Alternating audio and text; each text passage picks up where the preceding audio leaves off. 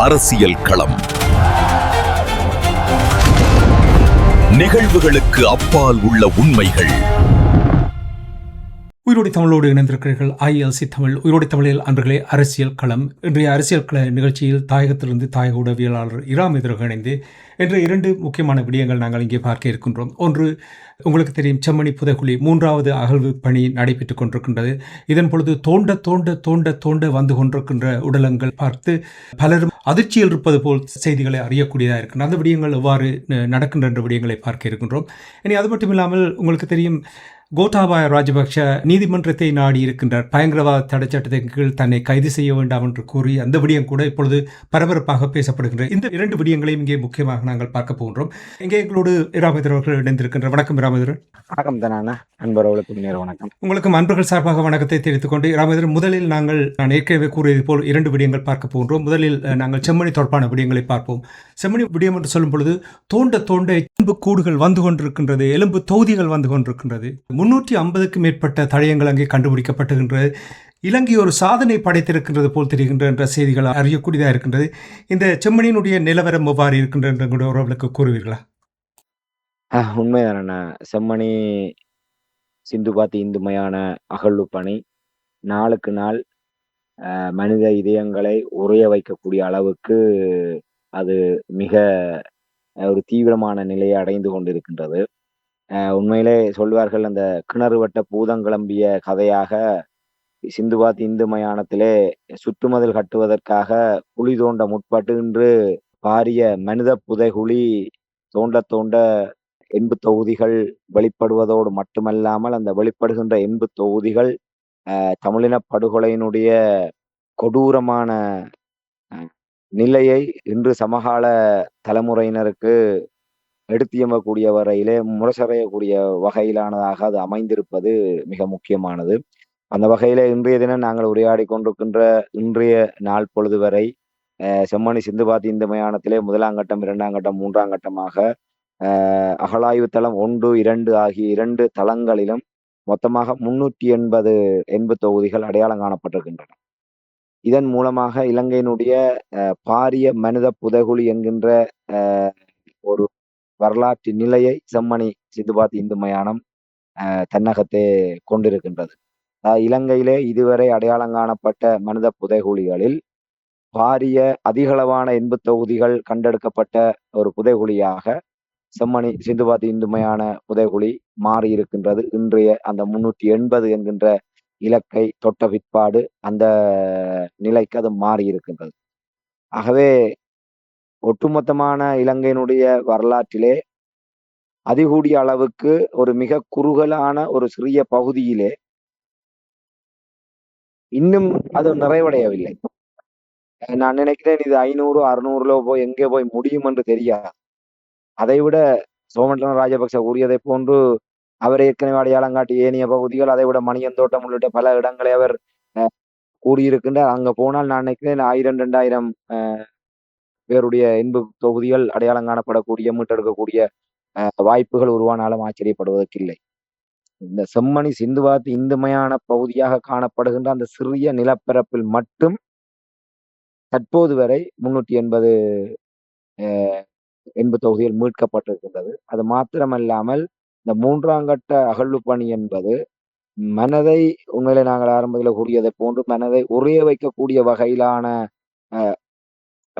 செய்திகளாகத்தான் நாளாந்தம் அது மாறிக்கொண்டிருக்கின்றன. ஒவ்வொரு நாளும் சிறுவர்கள், கைக்குழந்தைகளுடைய எண்பு தொகுதிகள் அங்கே அடையாளம் காணப்பட்டு வருகின்றது. பெருமளவான ஒரு நாளிலே, இடைப்பட்ட நாளிலே 10 எண்பு தொகுதிகள் அங்கே மீட்கப்படுகின்ற போது, இல்லை அடையாளம் காணப்படுகின்ற போது, அதில் 9 சிறுவர்கள் மற்றும் கைக்குழந்தைகளுடைய எண்பு தொகுதியாக காணப்படுகின்றன.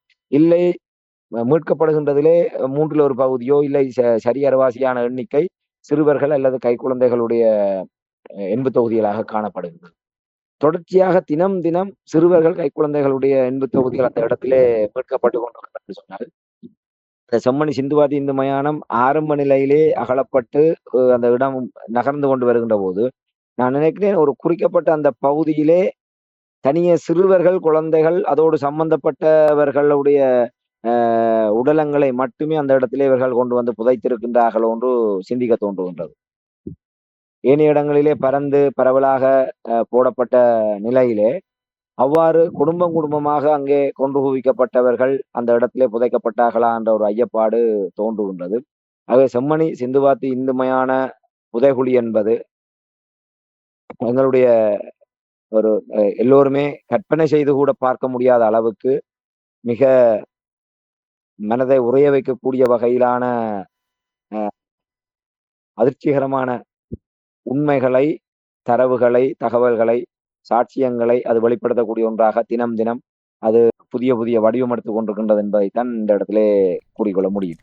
அதிர்ச்சிகரமாக என்று நீங்கள் கூறும்பொழுது கேட்டுக்கொண்டிருக்கவே ஏதோ செய்கின்றது. என்னவென்றால் குழந்தைகள் குழந்தைகள் சிறுவர்களாக இந்த அவர்களுடைய எலும்புக்கூடுகளை மீட்டெடுக்கிறார்கள் என்றால் அப்பப்பா இது என்ன நடந்திருக்கின்றது என்று நினைச்சு பார்க்க முடியாமல் இருக்கின்றது. இதில் இன்னும் ஒரு விடயம் என்னவென்றால் ராமேஸ்வரன், தோண்டிய இடத்தில் செம்மணி புதைகுழியில் ஏற்கனவே புதைக்கப்பட்ட இடத்தில் தோண்டிய பின்பு மீண்டும் அங்கே உடலங்கள் புதைக்கப்பட்டிருப்பது போல் தெரிகின்றது என்று கூறுகிறார்கள். இது தொடர்பாக என்ன அறிகிறீர்கள்? உண்மையில் இந்த காணாமலாக்கப்பட்டோருடைய உறவுகள் சார்பாக அங்கே முன்னிலையான சட்டத்தரணி ஒருவர் அந்த விடயத்தை வெளிப்படுத்தி இருக்கின்றார். அண்மையிலே அங்கே அகலப்படுகின்ற போது நாங்கள் கொஞ்சம் இந்த 3ஆம் கட்டத்தினுடைய 2ஆம் கட்ட அகழ்வு பணியின் போது கொத்து கொத்தாக அங்கே எண்பு தொகுதிகள் அடையாளம் காணப்பட்டிருக்கின்றன. அதாவது ஒன்றோடு ஒன்று பிணைந்த வகையிலே ஒரு ஒழுங்குமுறையற்ற வகையிலே எந்த ஒரு எண்பு தொகுதிகளும் ஒரு நேர் சீராக ஒழுங்குமுறையற்ற வகையிலே அது காணப்படுவதும், அதைவிட அண்மைய நாட்களாக அங்கே மீட்கப்படுகின்ற எண்பு தொகுதிகள் சிதைவடைந்த நிலைமையிலே அதை அவர் அங்கே குறிப்பிடுகின்றார். ஒரு எண்பு தொகுதியினுடைய தாடை உடைந்து அந்த எண்பு தொகுதியினுடைய மார்பு பகுதியிலே அந்த தாடையினுடைய எண்பு அங்கே காணப்பட்டது என்று சொல்லி, அது புதைக்கின்ற போது அந்த நிலை இருந்திருக்குமா என்றால் உண்மையிலே ஐயப்பாடுதான். அதை விட அந்த எண்பு தொகுதிகள் அந்த ஒரு உடைந்து சிதைவடைந்த நிலைமையிலே காணப்படுகின்ற நிலை என்பது அது புதைக்கப்பட்டதற்கு பிற்பாடு அந்த இடம் தோண்டப்பட்டிருக்கலாம். தோண்டப்பட்ட என்றால் மீளவும் அந்த இடத்திலே மேலும்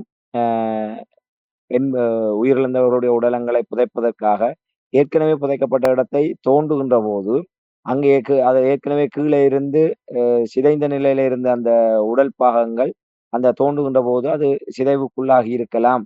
அந்த சிதைவுக்குள்ளான நிலையிலே அதுக்கு மேலே உடலங்களை போடுகின்ற போது தற்போது மீட்பு பணியின் போது அந்த சிதைவுகளோடு அவை மீட்கப்படுகின்ற நிலை காணப்படலாம் என்று அவர் ஐயம் தெரிவித்திருக்கின்றார். ஆகவே இது தொடர்பாக அங்க ஊடகவியலாளர்கள் கேள்வி எழுப்பிய போது இப்ப இது தொடர்பாக எவ்வாறு உறுதிப்படுத்த முடியும், இது தொடர்பான ஆய்வுகள் நடைபெறுகின்றதா என்று கேட்டபோது இவை இதுவரை மீட்கப்பட்டிருக்கின்றது, ஆனால் அந்த ஆய்வு முடிவுகள் வருகின்ற போதுதான் அதை உறுதியாக கூற முடியும் என்கிற விடயத்தை சட்டத்தரணி அவர்கள் அங்கே தெரியப்படுத்தி இருக்கிறார். ஆகவே உண்மையில் அது கூட ஒரு மிகவும் ஒரு ஒரு ஒரு அதிர்ச்சிகரமான ஒரு செய்தியாகத்தான் அது இருக்கின்றது. ஏற்கனவே ஒரு குறிக்கப்பட்ட ஒரு இடத்தை தெரிவு செய்து அந்த இடத்திலே மேலும் மேலும் அதை ஒரு பாரிய புதைகுழியாக மாற்றுகின்ற வகையிலே அந்த ஏனால் அவர்கள் தீர்மானித்திருக்கிறார் இந்த இடம் எப்போதுமே யாருமே கண்டுகொள்ள மாட்டார்கள், இல்லை அந்த இடத்தை யாருமே மீண்டும் தங்களுடைய கைகளிலே எடுக்க மாட்டார்கள், ஒரு சூனிய பிரதேசமாகவே இருந்துவிடும், உண்மைகள் அப்படியே அந்த இடத்திலே மூடி மறைத்து விட முடியும் என்று நம்பினார்களோ தெரியவில்லை. அதன் காரணமாக அங்கே மீள மீள அவ்வாறான ஒரு உடலங்களை கொண்டு போய் புதைத்திருக்கின்றார்களோ என்றுதான் சிந்திக்க தோன்றுகின்றது. ஆகவே இப்போது ஏற்கனவே எடுக்கப்பட்ட எண்பு தொகுதிகள் ஓரளவு அந்த தனித்தனியாக இல்லை ஒரு இருவர் தாயும் குழந்தையும் அரவணைத்தபடி, இல்லை ஒரு 2 எண்பு தொகுதிகள் அரவணைத்தபடி அவ்வாறு காணப்பட்ட எண்பு தொகுதிகளால் மீட்கப்பட்டது. நாள் செல்ல செல்ல அதனுடைய நிலை முற்றிலுமாக மாறிக்கொண்டிருக்கின்ற சிறுவர்கள் குழந்தைகள் என்று மாறி இப்போது ஒரு குவியல் குவியலாக ஒழுங்குமுறையற்ற வகையிலே ஒன்றன் மேல் ஒன்றாக இல்லை ஒரு எண்பு தொகுதியினுடைய சிதைந்த பாகங்கள் இன்னொரு இடத்தில் இருக்கக்கூடிய அளவுக்கு அவை இது பல ஒரு ஐயப்பாடுகளையும் அந்த அந்த செம்மணி புதைகுழி அந்த அந்த புதைகுழி உருவாக்கப்படுகின்ற அந்த தருணத்திலே எப்படியான ஒரு மிலேச்சத்தனமான ஒரு நிலை அங்கே நிலவி இருக்கும், அங்கே புதைக்கப்பட்ட எங்களுடைய தமிழர்கள் எப்படியான அவஸ்தைக்கு உள்ளாக்கப்பட்டிருப்பார்கள், இல்லை கொண்டு புதைக்கப்பட்டதற்கு பிற்பாடும் எப்படியான ஒரு சிதைவுகளுக்கு உள்ளாக்கப்பட்டிருக்கின்றார்கள், இல்லை உயிரோடு இருக்கின்ற போதே அவர்கள் எப்படியான ஒரு நிலைக்கு ஆளாக்கப்பட்டிருக்கின்றார்கள் என்கிற விடயம் எல்லாம் இப்போது நாங்கள் எங்களுடைய மனக்கண்ணிலே நினைத்து பார்க்கக்கூடியதாக இருக்கின்றது. அந்த 80 தொகுதிகள் மீட்கப்படுகின்ற அந்த புகைப்படங்கள், அந்த காட்சிகளை பார்க்கின்ற போது, அவை இருக்கின்ற நிலைகள், கோலங்கள் இப்ப பெரும்பாலான 80 தொகுதியில் ஆரம்பத்திலிருந்தே மண்டையோடுகள் எல்லாம் சிதைவடைந்த நிலையிலே காணப்படுகின்றன. மீட்கப்பட்ட 380 நான் நினைக்கிறேன் ஒரு சரி அரவாசியான 80 தொகுதிகளுடைய மண்டையோடுகள் சிதைவடைந்த நிலையில் தான் காணப்படுகின்றன. ஆகவே அவர்கள் ஒரு பலமான வகையிலே தலையிலே தாக்கப்பட்டு அவர்கள் அந்த உயிரிழந்திருக்கலாம், உயிரோடு அரைகுறை உயிரோடு இருந்திருக்கலாம், இல்லை உயிரிழந்ததற்கு பிற்பாடு அவர்கள் ஒரு பலமாக தாக்கி அவர்களுடைய அந்த மண்டையோடுகளை சிதைத்திருக்கலாம். இதனால் அந்த மண்டையோடுகள் தேங்காய் சிதறிய அந்த சிதறு தேங்காய் உடைத்ததை போன்ற நிலையிலே அந்த மண்டையோடுகள் சிதறி போயிருப்பதை நாங்கள் பார்க்கக்கூடியதாக இருக்கின்றது. ஏற்கனவே அந்த சணல் 4 வெளிப்படுத்திய அந்த காட்சிகளை எல்லாம் பார்க்கின்ற போது இதெல்லாம் ஒரு இதைவிட ஒரு கொடூரமான வகையிலே இவர்கள் செய்திருப்பார்கள் தான் என்ன தோன்றும். உண்மையிலே இப்ப உங்களுக்கு கூட சில நேரம் என்ன தோன்றலாம், இந்த காலத்திலே இப்படியெல்லாம் நடக்குமா என்று கூட. சரி, என்னதான் இருந்தாலும் அவர்களும் ஒரு மனிதர்கள் தானே. இராணுவத்திலே இருந்தவர்கள் இப்படியெல்லாம் ஸ்ரீலங்கா இராணுவத்திலே இருந்தவர்கள் சிந்திப்பது கூட எங்களுடைய மக்கள் பலர் இருக்கக்கூடும். இப்படியெல்லாம் நடந்திருக்குமா, இவர்கள் எல்லாம் சும்மா ஏதோ ஒரு கற்பனையில சொல்கின்றார்கள். சணல் 4 வெளியிட்ட அந்த ஸ்ரீலங்கா ஹில்லிங் ஃபீல்ட் என்ற அந்த ஆவணப்படத்தை நாங்கள் பார்த்தால், அந்த உயிரோடு எங்களுடைய உறவுகளை கைகளையும் கண்ணையும் கட்டிவிட்டு புறமுதுகிலே பின் மண்டையிலே அவர்கள் சுட்டு அவர்களை படுகொலை செய்கின்ற காட்சிகள் எல்லாம், அவர்கள் செத்ததுக்கு பிற்பாடு எவ்வாறு அவர்கள் அந்த உடலத்தை எவ்வாறு அவர்கள் துன்புறுத்தினார்கள் என்ற விடயம் எல்லாம் நாங்கள் கண்கூடாக பார்த்திருக்கின்றோம். அதைவிட எங்களுடைய போராளிகள் ஆடைகளற்று நிர்வாணமாக்கப்பட்டு அவர்கள் மானபங்கப்படுத்தப்பட்டதும், ஒரு பெண் போராளி ஒருவர் உயிரிழந்ததுக்கு பிற்பாடு உயிரிழந்த நிலையிலே அவர் சடலமாக இருக்கின்ற போது கூட ஒரு சிங்கள சிப்பாய் அந்த உடலத்தின் மேல் ஏறி அதை புணர்கின்ற அந்த ஒரு வெறித்தனமான அந்த காட்சிகளை எல்லாம் நாங்கள் அந்த சணல் 4 வெளியிட்ட அந்த ஆவணங்களிலே பார்த்திருக்கின்றோம் என்று சொன்னால், உண்மையில இலங்கை இராணுவம் என்று அவர்கள் இலங்கை அரச படைகள் அவர்களுக்கு வெள்ளையடிப்பு செய்கின்றார்கள். தாங்கள் மிக ஒழுக்கமான இராணுவத்தினர் என்ற வகையிலே அவர்கள் உலகத்திலேயே மிக ஒழுக்கமான இராணுவத்தினர் என்ற வகையிலே அவர்களுக்கு நற்சான்று பத்திரம் கொடுப்பதற்கு பலர் இருக்கின்றார்கள். ஆனால் இதெல்லாம் நாங்கள் கூறுகின்ற விடயம் அல்ல, சத்தியத்தின் சாட்சியாக வெளிப்படுகின்ற காட்சிகள். சணல் 4 காட்சிகளாக இருக்கட்டும், இன்று செம்மணியிலே 30 ஆண்டுகளுக்கு பின்னர் தரை விளந்து வெளிப்படுகின்ற உண்மைகளாக இருக்கட்டும், இவை அனைத்துமே ஸ்ரீலங்கா இராணுவத்தினருடைய அந்த மிலேச்சத்தனமான கொடூரத்தனமான அவர்களுடைய மறுபக்கத்தை வெளிப்படுத்தக்கூடிய ஒன்றாக இருக்கின்றது. ஆகவே அவர் சட்டத்தரணி அவர்கள் கூறியதை போன்று இந்த விடயங்கள் எல்லாம் ஆய்வுகளுக்கு பின்னர் அது வெளிவருகின்ற போது நிச்சயமாக மேலும் பல அதிர்ச்சிகரமான தகவல்களை நாங்கள் எதிர்நோக்கக்கூடியதாக இருக்கும் என்று நம்புகின்றேன். ராமேந்திரன், இந்த செம்மணி தொடர்பாக நீங்கள் கூறும்பொழுது எனக்கு எப்பொழுதுமே ஞாபகம் இருக்கின்றது, அனுர குமார திசாநாயக்கா அவர்கள் பதவிக்கு வருவதற்கு முன்னதாக, பதவிக்கு வந்த பின்பு கூட செம்மணிக்கு நீதி கிடைக்கும் என்று அவர் கூறியதை நீங்கள் சுட்டிக்காட்டுவது எனக்கு ஞாபகம் இருக்கின்றது. அந்த செய்தியை எப்பொழுதுமே நான் யோசித்துக் கொண்டிருக்கும் பொழுது, இப்பொழுது நீதி அமைச்சர் தலைமையிலான ஒரு விசேட குழு ஒன்று செம்மணிக்கு அங்கே வர இருக்கின்றார்கள், நேரடியாக வந்து பார்வையிட இருக்கின்றார்கள். அப்படி என்றால் நீதி வழங்குவதற்கு இவர்கள் தயாராகிவிட்டார்களா? நாளை மறுதினம் வெள்ளிக்கிழமை நீதியமைச்சர் ஹர்ஷன நாணயக்கார உள்ளிட்ட மற்றும் அந்த OMB அலுவலகத்தைச் சேர்ந்த அதிகாரிகள் சம்பந்தப்பட்ட ஒரு குழுவினர் செம்மணிக்கு வருகை தர இருப்பதாக இப்போது தகவல் தெரிவிக்கப்பட்டிருக்கின்றது.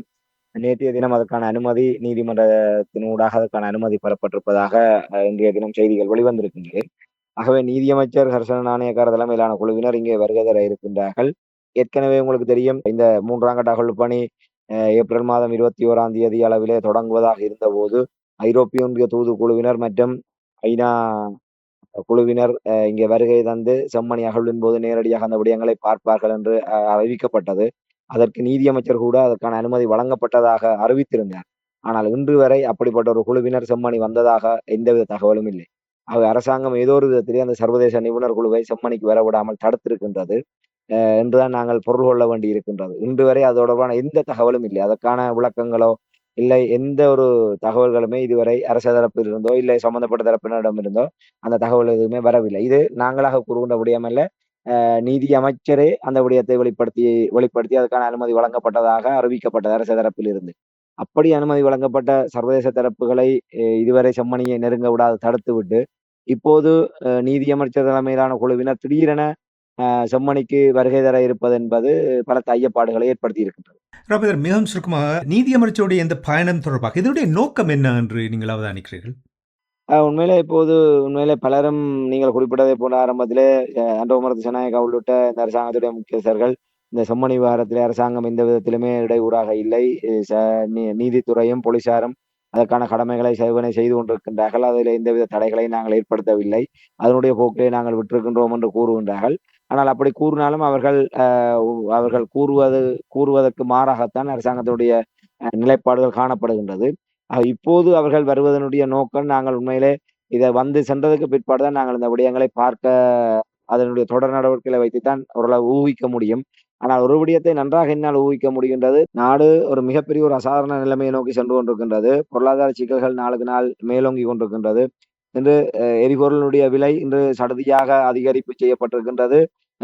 பெட்ரோல் உள்ளிட்ட எரிபொருட்களினுடைய விலை ரூ. 500 கடந்து சில நாட்கள் பெரும்பாலும் இந்த அடுத்த விலை உயர்வின் போது ரூ. 500 கடந்து இன்னும் அதிகரிக்கக்கூடிய ஒரு நிலைமை இருக்குன்னா, அவ்வாறான நிலைமை வந்தால் நாட்டினுடைய பொருளாதார நிலைமை என்பது பலத்த சவாலுக்குரியதாக மாறிவிடும். ஆகவே மக்களுடைய நிலைப்பாடுகள் வேறு விதமாக மாறிக்கொண்டிருக்கின்றன. ஆகவே மக்களை திசை திருப்புவதற்காக ஒரு உணர்ச்சி பூர்வமான விடயங்களை இந்த அரசாங்கம் முதன்மைப்படுத்தி வருகின்றது. அந்த வகையிலே இப்போது வடக்கிலும் தெற்கிலுமாக மாறி மாறி சில விடயங்களிலே இவர்கள் தலையீடு செய்வதன் ஊடாக அந்த இருதரப்பு மக்களுடைய கவனச்சிதறல்களை ஏற்படுத்த இவர்கள் விரும்புகின்றார்கள். அந்த வகையில இவர்கள் நான் நினைக்கின்றேன், முதலாவதாக இவர்கள் ஏதாவது ஒரு நன்மை அடைய வேண்டுமாக இருந்தால், ஒட்டுமொத்தமாக சகல இதுவரையான ஈஸ்டர் குண்டு தாக்குதல், சாலை கைது, மற்ற அதை அடிப்படையாக வைத்து மேற்கொள்ளப்பட்டு வருகின்ற அடுத்த கட்ட பரபரப்பான விடயங்கள் இவை எல்லாவற்றையுமே ஒரு தற்காலிகமாக ஒரு திசை திருப்பி அப்படியே கொண்டு வந்து செம்மணிக்கு இப்ப நீதியமைச்சர் வருவதனூடாக ஒட்டுமொத்த கவனம் செம்மணியை நோக்கி வரப்போகின்றது.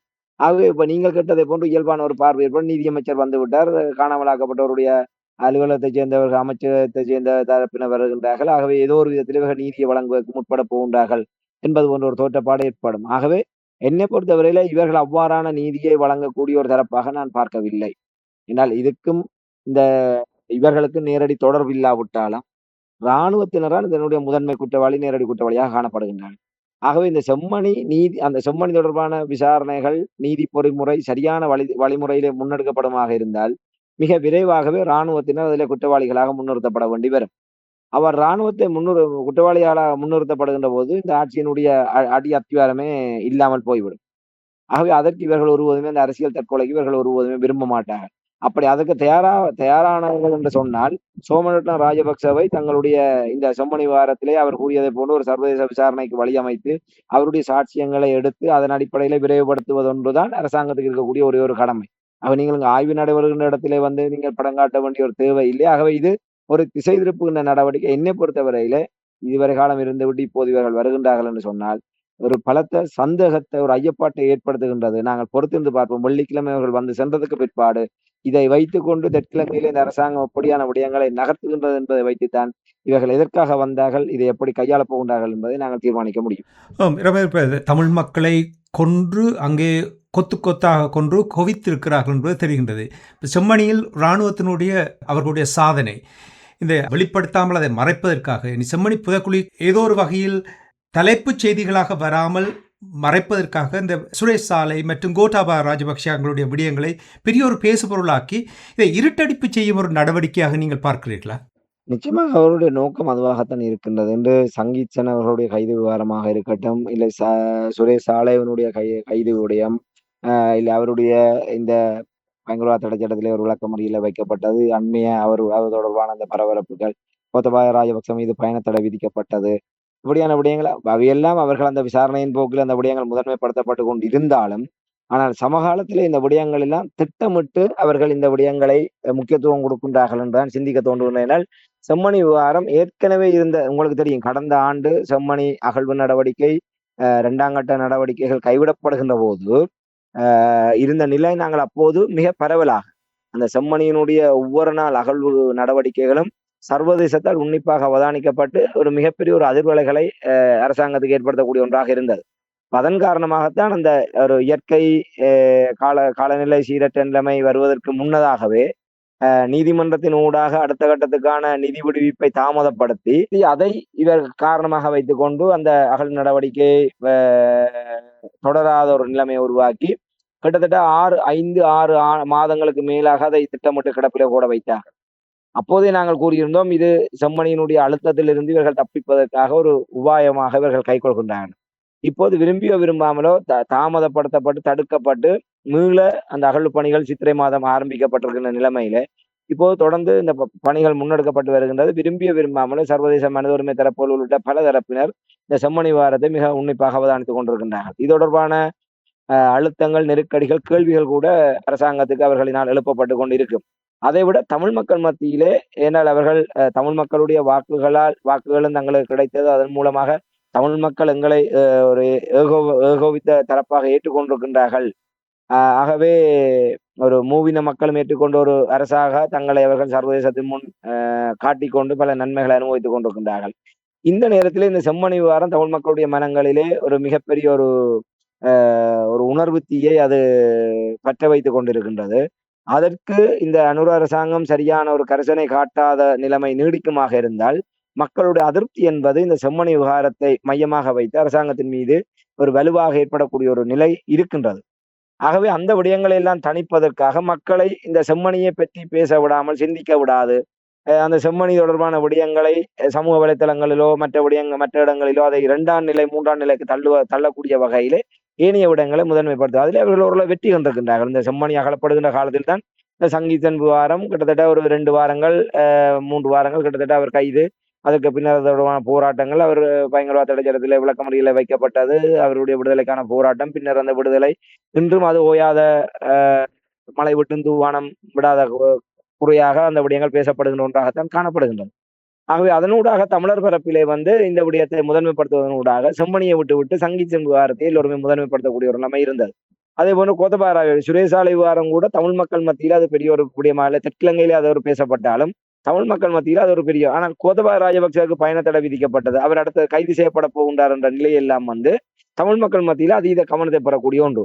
ஆகவே ஒரு விடயத்திலிருந்து இன்னொரு விடயத்துக்கு அப்படியே மக்களை அந்த குரங்கு தாவுவதை போன்று இந்த செம்மணி தினம் இவ்வாறான அதிர்ச்சிகரமான செய்திகள் வந்து கொண்டிருக்கு. அதுக்குள்ளாக நாங்கள் கவனத்தை குவிக்காமல் இதற்கு பின்னாலே தமிழ் மக்களுடைய கவனத்தை திசை திருப்பக்கூடிய வகையில் தான் இந்த விடயங்கள்லாம் அரங்கேற்றப்பட்டு வருகின்றன. ஆணித்தரமாக நம்புகின்றேன். ஓம் அலைந்து திரியும்படி அங்கேயும் இங்கேயும் போகும் வரை திசை திருப்பிக் கொண்டிருக்கிறார்கள் என்பதுதான் பலரும் அதை கூறுவதை நானும் கேட்டிருக்கின்றேன். நீங்கள் கூறுவதை வைத்து அதைத்தான் நானும் உணர்கின்றேன்.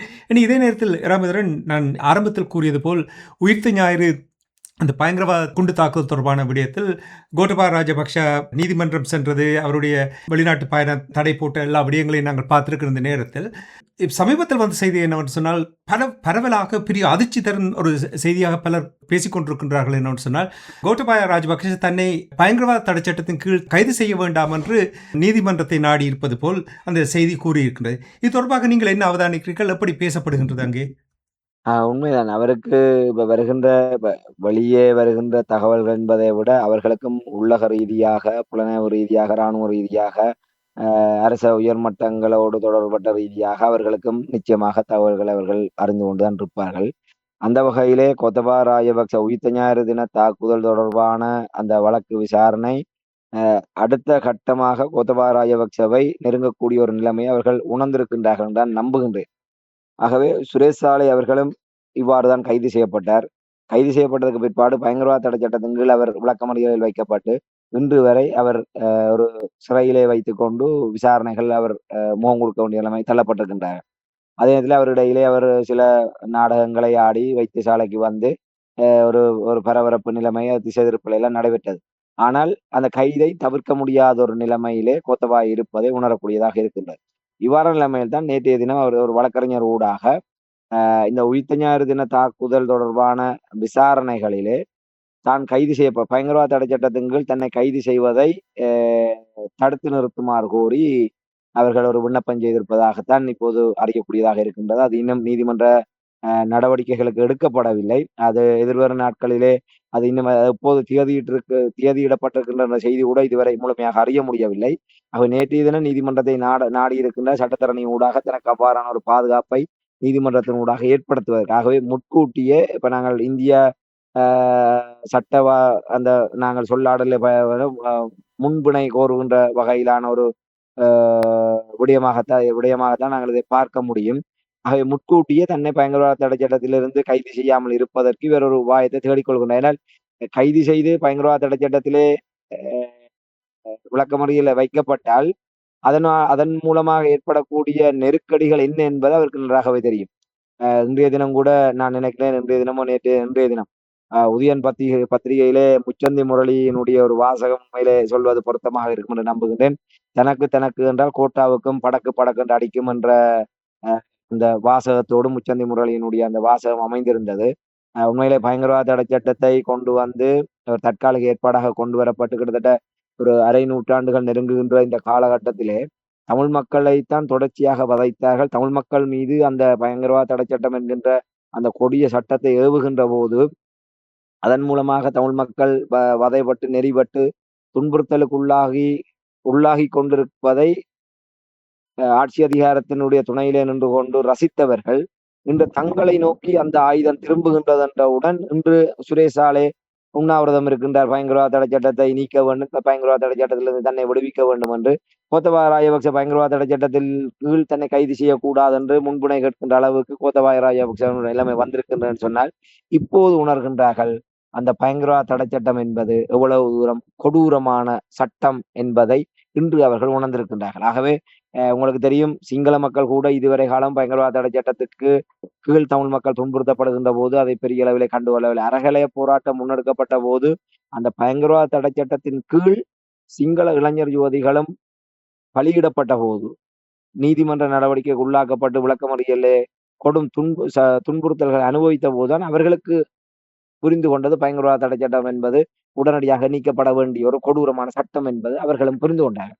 இப்போது மெல்ல மெல்ல அதான் சொல்ல இந்த முச்சந்தி முரளியினுடைய வாக்கியத்தை போன்று தனக்கு தனக்கு என்றால் கோட்டாவுக்கும் படக்கு படக்கென்றும் என்பதை போன்று நிலைமை மாறி இருக்கின்றது. ஆகவே அவர் அந்த கைது வளையம் அவரை நோக்கி நெருங்கி கொண்டிருக்கின்றது என்றால் அடுத்த கட்டம் அவருடைய சார்பில் சொல்லப்படுகிற அப்படின்னா நீதிமன்ற தடை உத்தரவு பெறப்பட்டது என்பது அவர் வெளிநாடு செல்லக்கூடாது என்று பயண தடை விதிக்கப்பட்டதே அந்த உயிர்த்து ஞாயிறு தாக்குதல் தொடர்பான விசாரணையிலே ஒரு இடையீட்டு மனு ஒன்று தாக்கல் செய்யப்பட்ட அந்த இடையீட்டு மனுவிலே கோத்தபாய ராஜபக்சவுக்கும் அதிலே தொடர்பு இருக்கக்கூடிய ஒரு விடயங்கள் அங்கே சுட்டிக்காட்டப்பட்டுத்தான்.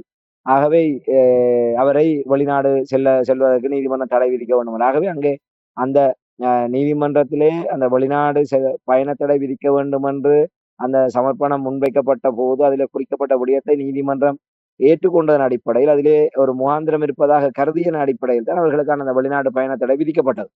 கோத்தபாய மற்றும் இராணுவ அதிகாரிகளுக்கு எதிராக அந்த பயண தடை விதிக்கப்பட்டது. ஆகவே நாங்கள் அதை அடிப்படையாக தான் ஆரம்பத்திலே கூறியிருந்தோம். கோத்தபாய ராஜபக்ச மற்றும் அந்த குறித்த இராணுவ அதிகாரிகள் விரைவில் கைது செய்யப்படுவதற்கான வாய்ப்புகள் இருக்கின்றன. அதிலே சட்ட வலுவற்ற தன்மை இருந்திருந்தால் நீதிமன்றம் அப்படியான உத்தரவை பிறப்பித்திருக்காது. ஆகவே அந்த பயணத்தடை விதிக்கின்ற அந்த உத்தரவு என்பதை இவர்கள் கைது செய்வதற்கான முதல் அடியாகத்தான் பார்க்க முடியும். ஆகவே அது இன்று இல்லாவிட்டாலும் நாளையோ நாளை மறுதினமோ இல்லை ஒரு வாரம் கழித்தோ இல்லை ஒரு மாதம் கழித்தோ இந்த விசாரணையினுடைய போக்கிலே கோத்தபாய ராஜபக்ச கைது செய்யப்படக்கூடிய ஒரு நிலைமை இருக்கின்றது. ஆனால் அவர் மிக விரைவாக அதற்கான மனத்தியாலங்களையோ நாட்களையோ நெருங்கி கொண்டிருக்கின்றோம் என்பதை உணர்ந்ததன் காரணமாகத்தான் அந்த அச்சம் காரணமாக. என்றால் அவர்கள் அவ்வாறு கைது செய்யப்பட்டால் ரணில் விக்ரமசிங்க கைது செய்யப்பட்டால் பயங்கரவாத தடை சட்டத்தின் கீழ் அல்ல, அவர் ஒரு ஊழல் முறைகேடு சம்பந்தமாக கைது செய்யப்பட்டு அவர் பின்னர் புனையிலே விடுவிக்கப்பட்டு இப்போது வெளியே இருக்கின்றார். ஆனால் கோத்தபாய ராஜபக்ச கைது செய்யப்பட்டு பயங்கரவாத தடை சட்டத்திலே அவர் விளக்கமறியலிலே வைக்கப்படுவார் என சுரேஷ் ஆலை போன்று பிள்ளையான் போன்று நீண்ட காலம் சிறையிலே கழிக்க வேண்டிய ஒரு நிலைமை ஏற்படும். ஆகவே இலங்கையினுடைய வரலாற்றிலே முதல் முறையாக ஒரு அரச அதிபர் ஒருவர் பயங்கரவாத தடை சட்டத்தின் கைது செய்யப்பட்டு சிறையிலே அடைக்கப்பட்டார் என்ற ஒரு வரலாற்று சாதனையை கோத்தபாய படைக்க வேண்டிய ஒரு நிலைமை உருவாகும்.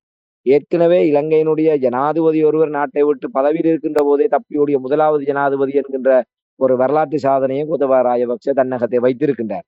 ஆகவே மீண்டும் ஒரு இரண்டாவது சாதனையை கோத்தபாய நிகழ்த்தக்கூடிய ஒரு வாய்ப்பு இருக்கின்றது. இவ்வாறான பயங்கரவாத தடை சட்டத்திலே கைது சொல்வார்கள் தீட்டிய மரத்திலே கூர் பார்ப்பதை போன்று கோத்தபாய ராஜபக்ச இவர்களே அந்த பயங்கரவாத தடை சட்டத்தை மேலும் செம்மைப்படுத்தி தமிழர்களை வேட்டையாடுவதற்காக அதை இன்னும் செம்மைப்படுத்தியவர்கள்.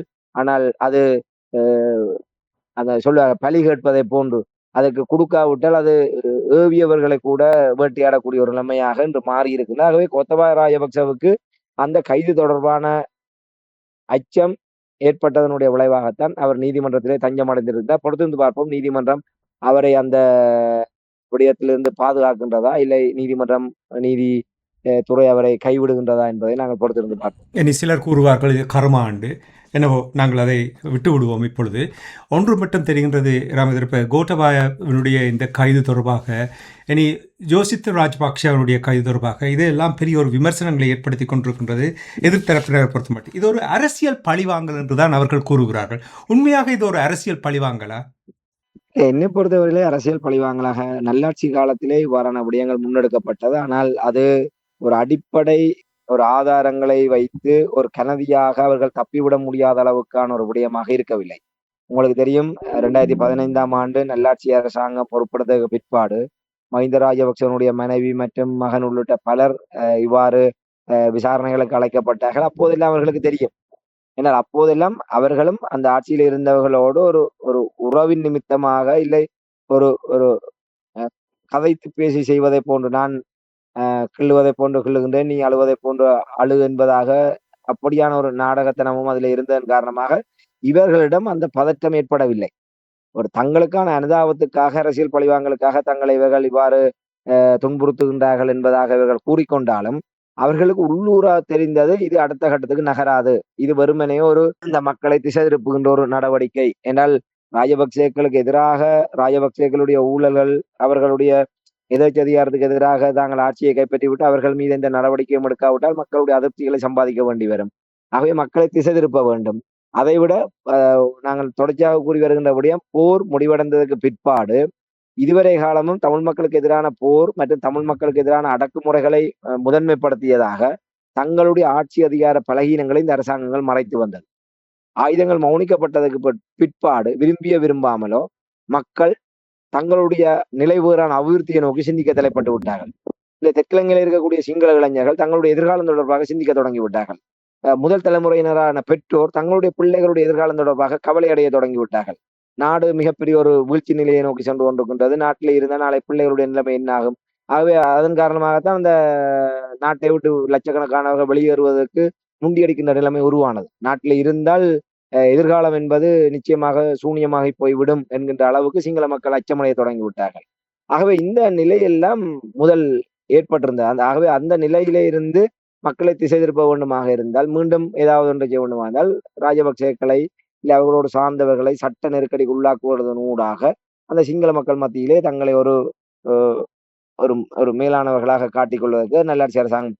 ஆனால் இப்போது இந்த தேசிய மக்கள் சக்தி அரசாங்கத்திலே இந்த விடயங்களை முன்னெடுக்கின்ற விடயங்களை வைத்து பார்க்கணும். குறிப்பாக உயிர்த்தஞாறு தின தாக்குதல் விவகாரம் உண்டு, மற்றது ஊழல் விவகாரம். அந்த 2 விடயங்களிலுமே அவர்களிடம் ஒரு சாட்சியங்கள் ஆதாரங்களை அடிப்படையாக வைத்துக் கொண்டு இந்த விடயங்கள் எல்லாம் முன்னெடுக்கப்பட்டு வருவதை நாங்கள் அவதானியக்கூடியதாக இருக்கின்றது. அதிலும் அரசாங்கம் மிக முக்கியமாக தங்கள் மீது ஏற்படக்கூடிய விமர்சனங்களையும் தங்களுடைய பழிபாவங்களையும் மூடி மறைப்பதற்கும் இந்த செம்மணி போன்ற விடயங்களையும் மூடி மறைப்பதற்கு இந்த விடயங்களை அவர்கள் ஒரு லாபகமாக கையாளுகின்றார்கள். அந்த வகையிலே இப்ப உங்களுக்கு தெரியும் நிலக்கரி ஊழல், சுங்க திணைக்களத்திலே எத்தனையோ கொள்கலன்கள் விடுவிக்கப்பட்ட விவகாரம், வெளிநாடு ஒன்றுக்கு மாற்றப்பட்ட அந்த நிதி கிட்டத்தட்ட மோசடியான முறையிலே கையாளப்பட்டது. அதே போன்று அஞ்சல் திணைக்களத்தினுடைய நிதி திரைசேரியிலிருந்தே இந்த நிதிகள் அவ்வாறு மோசடியாக கைமாற்றப்பட்ட விவகாரங்கள் எல்லாம் இந்த அரசாங்கத்தின் மீதான மிகப்பெரிய ஒரு ஒரு கேள்விக்குறி ஏற்படுத்தி இருந்தது. அதையெல்லாம் திசை திருப்புவதற்கு அவர்கள் இந்த விடயங்களை செய்கின்றார்கள். ஆனால் அடிப்படை அவர்களிடம் ஒரு அடிப்படை இருக்கின்றது என்னென்றால் அரசியல் பழிவாங்கல் என்கின்ற நிலைக்காக அடிப்படை ஆதாரமற்ற விடயத்தை அவர்கள் செய்யவில்லை. உயிர்த்த ஞாயிறு தின தாக்குதலிலே கோத்தபாய ராஜபக்ச தரப்பினருக்கும் அதோடு சம்பந்தப்பட்ட பாதுகாப்பு பிரதானிகளுக்குமான தொடர்புகளை ஓரளவு அவர்கள் கண்டறிந்து விட்டார்கள். ஆகவே அந்த அடிப்படையில் தான் செல்கின்றார்கள். இப்போது அரசு தரப்பில் கூட இந்த விடயம் இன்றைய தினம் ஒரு விளக்கம் அளிக்கப்பட்டிருக்கின்றது. இது அரசியல் பழிவாங்கல் அல்ல, இயல்பாகவே அவர்களுக்குள் ஏற்படக்கூடிய ஒரு பதற்றம். இந்த உயிர்த்த ஞாயிறு தின தாக்குதல் விசாரணை என்பது சரியான திசையிலே சென்று கொண்டிருக்கின்றது. ஆகவே ஒரு விசாரணை சரியான திசையிலே சென்று கொண்டிருக்கின்ற போது அது நிச்சயமாக அதோடு தொடர்பட்டவர்களை விரைவிலே நெருங்கி செல்லக்கூடிய ஒரு தன்மை இருக்கின்றது. ஆகவே அதோடு தொடர்பட்டவர்களுக்கு ஒரு உள்ளூர் அச்சம் ஏற்படும். விசாரணை சரியான திசையிலே செல்கின்றது. ஆகவே அடுத்து தாங்கள்தான் அந்த விசாரணையிலே கைதாகக்கூடிய ஒரு நிலைமை இருக்கின்றது என்ற பதற்றம் சம்பந்தப்பட்டவர்களுக்கு வந்திருக்கலாம். ஆகவே அவர்கள் தங்களுடைய நிலையை உணர்ந்ததன் காரணமாக அவர்கள் இவ்வாறு செய்திருக்கலாமே தவிர, அரசாங்கம் திட்டமிட்டு அவர்களை கோத்தபாய ராஜபக்சவை கைது செய்ய வேண்டும் என்ற இலக்கை நோக்கி இந்த விசாரணைகள் முன்னகர்த்தப்படவில்லை. விசாரணை நேர்மையாக முன்னெடுக்கப்பட்டு கொண்டிருக்கின்றது. விசாரணையிட போக்கிலே சம்பந்தப்பட்டவர்கள் யாராக இருந்தாலும் கைது செய்யப்பட்டு சட்டத்தை முன்னிறுத்தப்படுவார்கள் என்கின்ற ஒரு நிலையைத்தான் இந்த அரசாங்கம் வெளிப்படுத்தி இருக்கின்றது. ஆகவே 100% அது அரசியல் பழிவாங்கல் என்கின்ற நிலை எந்த அடிப்படையும் இல்லாமல் ஒரு எதிர்த்தரப்புகளை பழிவாங்க வேண்டும் என்பதற்காக இந்த விடயத்தை அவர்கள் கையில் எடுக்கவில்லை. இருக்கின்ற விடயத்தை செய்கின்றார்கள். ஆனால் முதன்மைப்படுத்துகின்ற விடயத்திலே அரசியலுக்காக இது முதன்மைப்படுத்துகிறது என்று பார்த்தால் அதை நாங்கள் மறுப்பதற்கு இல்லை. நன்றி ராமேந்திரன். செம்மணி புதக்குழி 3வது அகழ்வு பணி நடைபெற்றுக் கொண்டிருக்கின்ற பொழுது அங்கே எத்தனையோ உடலங்கள் எலும்பு தொகுதிகளை கண்டுபிடித்திருக்கிறார்கள் என்ற விடயங்களையும் இனி கோத்தபாய ராஜபக்ஷ அவருடைய கைது தொடர்பான விடயங்களையும் உயிரோடை தமிழ் உறவுகளோடு பகிர்ந்து கொண்டமைக்காக உயிரோடை தமிழ் அன்பர்கள் சார்பாக நன்றி கூறிக்கொண்டு மீண்டும் இன்னொரு நிகழ்ச்சி இணைந்திருப்போம். அதுவரைக்கும் நன்றி, வணக்கம். நன்றி, வணக்கம்.